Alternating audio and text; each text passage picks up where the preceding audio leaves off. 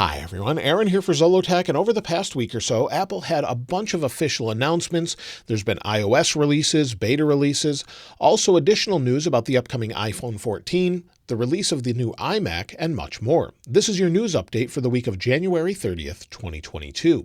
And the first thing Apple announced has to do with Heart Month in February. So you'll see it says Apple celebrates Heart Month with new resources across services. On their news website, they talk about new resources in Fitness Plus, as well as additional awards that you can earn for Heart Month on February 14th. You can see that here. There's additional things in the App Store, updates to the News app with fitness habits, as well as books and more. So there's a lot of information for Heart Month. You can see the press release. I'll link it in the description, but lots of good information here where you can see that, as well as Apple's heart and movement study and insights from it over the past year or so.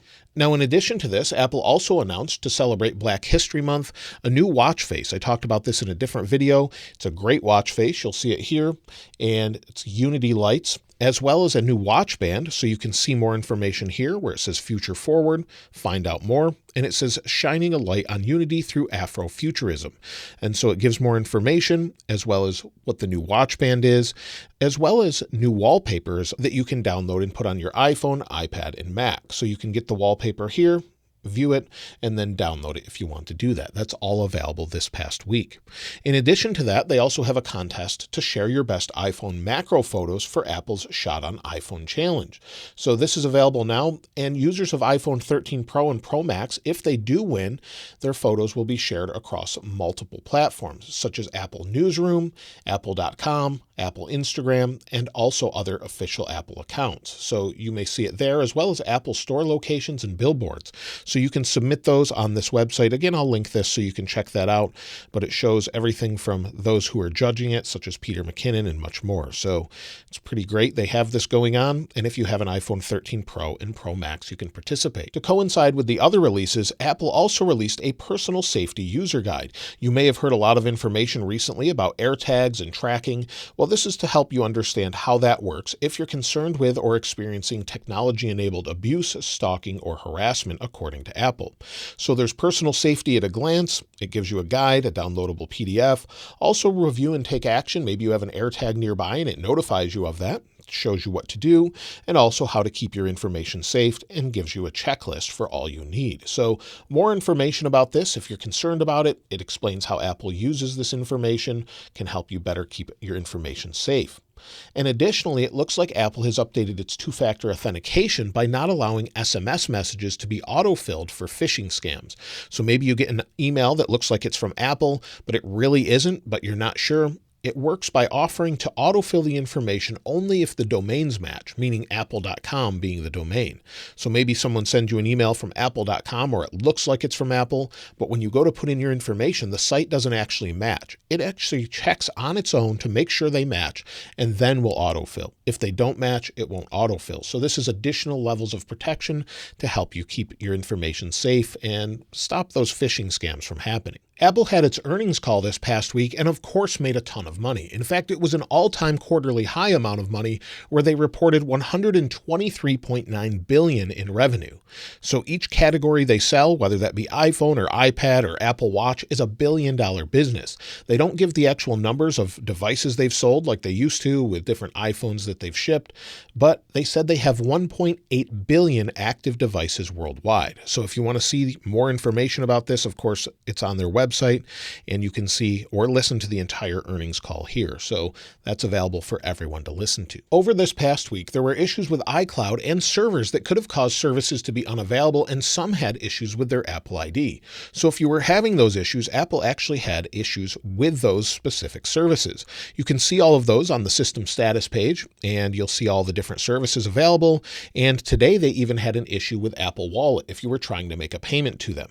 So within Apple Wallet, it says resolved issue. Some users were affected. Some users were not able to add Apple Card to Wallet, pay their bill, apply for Apple Card, or use Apple Card monthly installments. They fixed this issue today, and it's now working. So over the past week, there's been all sorts of iCloud issues, as well as that Apple Card issue today that has since been resolved. But if you want to see all of the issues, maybe you're having them, be sure to check the system status page. Just search for iCloud system status, and you'll see it at the very top. And then it'll pop up, and give you the information so you know what's going on. So it's a great way to understand maybe there's an issue going on and it's not just me. Apple recently announced that the App Store is now supporting unlisted apps with a direct link if the app is not suited for public use. This could be helpful for organizations that have internal apps or maybe schools or special events, and you don't need everyone around the world to be able to access your school resources. You can now just make it available through a link within the school. So that's something that's available to developers, and I think it's a great feature. It's something I can't believe they haven't had already, but it's available now. Siri has an odd bug that people discovered this past week, where if you ask it your age and you have your birthday already filled in your contact card, it will just give you your age. However, it's getting it wrong if your birthday hasn't already passed. So if you go into Siri, how old am I? It'll say, I don't know your age. I don't have it set up in my contact card as far as my birthday. But if you do, it's giving the wrong birthday if your birthday has not already passed. So try that out and see if it's not working for you. This past week, there were also updates for the Beats Studio Buds. It's a firmware update. You install it the same way you do an AirPods update. So you update it and kind of just wait for it to update. And then also they added features, Beats Studio battery pop-up that we have here. It's telling us the battery percentage, also instant iCloud pairing and volume customization in the Bluetooth menu. So they've actually added features to them. And if you haven't updated them yet, I would highly recommend this update. This past week, Apple released a ton of software updates, iOS 15.3 and 15.3 updates for iPad, Apple TV, HomePod, and then also macOS 12.2 and watchOS 8.4. Also beta versions of 15.4, watchOS 8.5, macOS 12.3, and more. So all of those are available now, and I have videos on most of those on my channel already. However, if you've updated to macOS 12.2, some users are having a problem already with battery drain. So battery drain when in sleep mode, that appears to be related to Bluetooth. So some people are seeing this issue, and it appears to be fairly widespread. So maybe we'll have a small version soon, or maybe they'll wait until macOS 12.3. Now with macOS 12.3, Apple is also warning users not to try it out just yet if you were wanting to try out Universal Control, and maybe you're running macOS Catalina and wanting to install 12.3 Monterey Beta 1, or macOS Big Sur 11.6.4 if you have a file vault encrypted drive, because it can boot loop and you may need to completely wipe your device and start over. So it looks like there's some issues with it. Apple's warned against that, so just wanted to make sure you were aware of that. Also within that macOS beta, it looks like they've added support for ultra-wideband in the code for upcoming Macs. So ultra-wideband is already in the iPhone to help us locate things. It makes sense that they would add it to the M1 chipset within the Macs if they haven't already, and they just maybe haven't activated it. So it looks like it will be in those devices. If you use WhatsApp and you're wondering why there isn't an app on the iPad, it may be coming very soon. According to the company chief, Will Cathcart, he has said that he would love to do an app, and they've done a lot of work to get WhatsApp working properly across multiple devices. They didn't commit on when they would release it, but it looks like something we could see in the near future. They've been releasing different versions that allow you to use it across multiple devices. Now that that's done, they could release an update for the iPad now that it will work on Mac and iPhone. So that makes a lot of sense, and we could see that very soon. Now, also, there's been some people asking if we'll see iOS 15.3.1 since there's an odd syncing bug between iPhone and Apple Watch with maybe adding an Apple Card and more. So it looks like there could be some issues with it. There's always going to be new bugs and issues with any software, but with that synchronization issue, that could be a problem. However, that could have been related to that iCloud outage. We're not really sure, and if it was, I wouldn't expect them to release a small update for that, since we already have 15.4. However, if they find additional security bugs, well, then they could definitely update it. Now with the iOS 15.4 release, many have been asking, when is Beta 2? When's the final release? And if we look at the calendar, I would expect Beta 2 probably not this week, but probably next week. Typically with early betas, we have bi-weekly updates, and then we move to a weekly schedule, usually around Beta 3 or Beta 4. So I would expect that probably with a final release sometime in March, maybe when we get close to a new Apple event where we're going to see some new products. So maybe we'll have an update sometime in March with that, mid-March, maybe late March. It just depends when Apple decides to push it out, of course, but it looks like that's something we could have very soon. Now, I wanted to mention 3 different features that we can expect very soon, whether that be with iOS 15 or maybe iOS 16. Apple has already announced them. We're just waiting for them to show up. And the first is Apple Digital ID. Many people keep asking me when to expect this, and it's actually within the code of iOS 15.3. We just haven't seen it active yet. So that allows you to use your iPhone as a digital ID officially through your local government, and it's approved in some states, but they have to work closely with Apple to enable that. And in February, Apple's supposed to try this out with a couple different airports around the United States using your iPhone or Apple Watch to check through TSA security checkpoints. So this is something we could see in February, although we don't really have an official date yet, but it is something that's there and is coming in the future. Also in a recent report by Mark Gurman, and possibly within the iOS 15.4 code, we'll be able to make payments directly from a credit card to the back of your iPhone, meaning someone could pay you via Apple Pay, but just tap their card to the back of your phone using NFC. That makes a lot of sense. We have the technology to do it. It's just not enabled. And I actually had the use for this the other day. I thought it would be great if someone could just pay you with a credit card directly instead of having to use a third-party app. So that's something that would probably be in the near future since it's already in the code. Also, classical music should be coming in a new app or within a new section in Apple Music as they acquired Primephonic. Apple has said that it would be implemented into a separate app for a classical music app, but we haven't seen that yet. So we can expect that, as well as probably some new updates with iOS 16. I'm really hoping for some redesigns of the icons and control center and more. But either way, that's all we know for right now. Dylan DKT, who has a pretty solid track record of predictions about upcoming Apple products, is no longer going to be doing that according to what he said on Twitter. So he's saying goodbye as far as that goes, and he'll no longer be making posts or predictions about this as an analyst. So it looks like something he's not doing anymore. He's made quite a few comments and a post about it in a thread. So if you want to check it out, be sure to check that out. Now, iPhone X was initially leaked with Touch ID on the back. It looked similar to an iPhone XS and had Touch ID just below the Apple. And I thought I'd share this with you since it was shared by a few different people on Twitter of what it looked like. So you'll see this is what it could have looked like when it leaked back in the day, and it's still a sort of a prediction coming to future iPhones that will have Touch ID.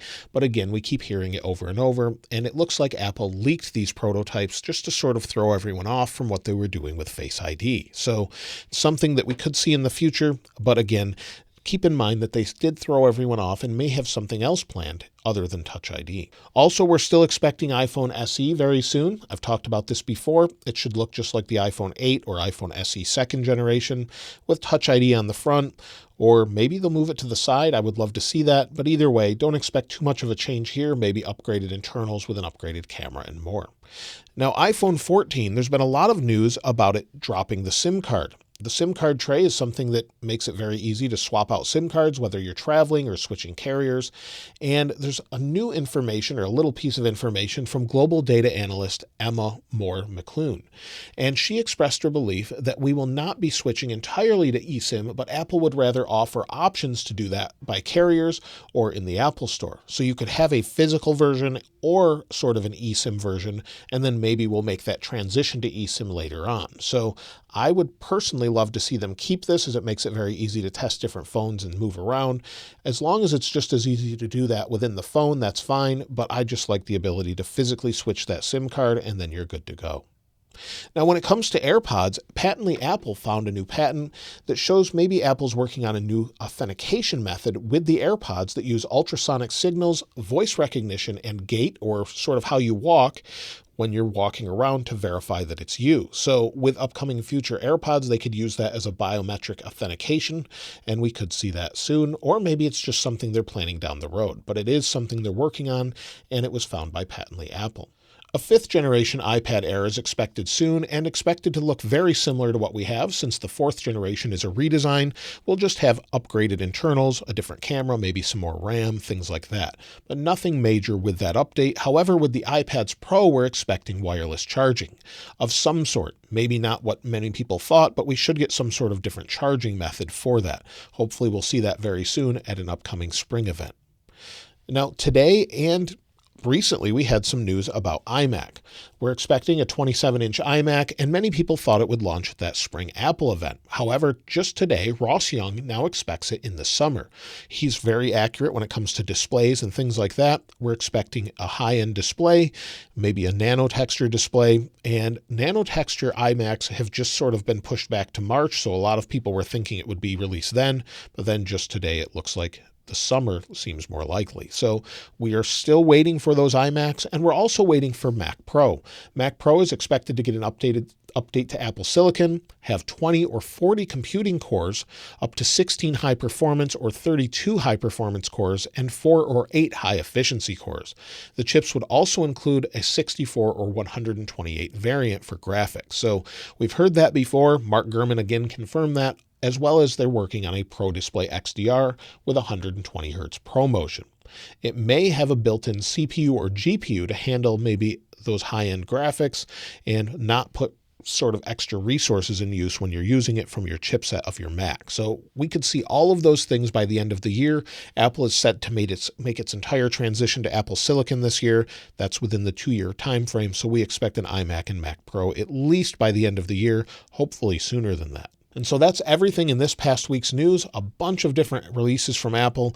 And of course, we're looking forward to iOS 16, or at least that's what I'm looking most forward to, hopefully with some sort of redesign and more. Let me know what you're looking most forward to in the comments below. I'd love to hear from you there. And if you'd like to get your hands on this wallpaper, I'll link it in the description like I normally do. If you haven't subscribed already though, please subscribe. And if you enjoyed the video, please give it a like. As always, thanks for watching. This is Aaron. I'll see you next time.